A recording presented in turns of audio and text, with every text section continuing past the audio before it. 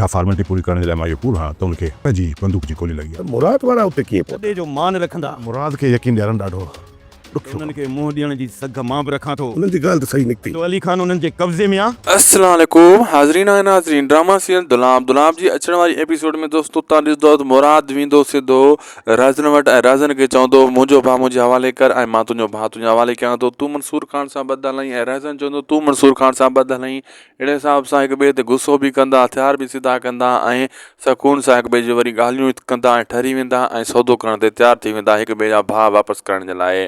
ऐं मंसूर खान बदनाम थी चुको आहे। मंसूर खान पंहिंजी इहा बेगुनाही पंहिंजे मथां दाग धोअण जे लाइ मुराद सां मिलंदो, उनखे सम्झाईंदो, मुराद न सम्झंदो।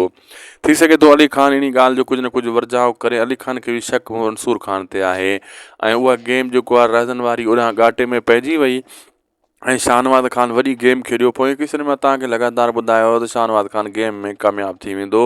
तोतल वारा हाशिम वारा हाणे गुम थी वेंदा, नज़र बि न ईंदा तव्हांखे दोस्तो।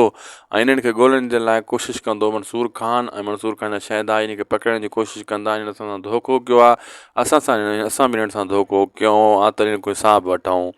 बहरहाल मंसूर खान जे लाइ वॾी मुसीबत थी वई ऐं अचण वारा सीन ज़बरदस्त थियण वारा आहिनि।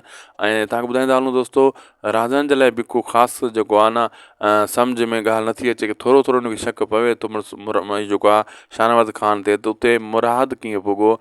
इहो को गेम त न आहे। हाशिम असांखे ॿुधायो, थी सघे थो मुराद खे बि ॿुधायो हुजईं, मंसूर खान खे ॿुधायो हुजईं, असांखे विढ़ाइण जी कोशिशि हुजे। इन्हनि खे शक थोरो थोरो राज़न खे मुराद इन ते हाशिम ते पवे थो।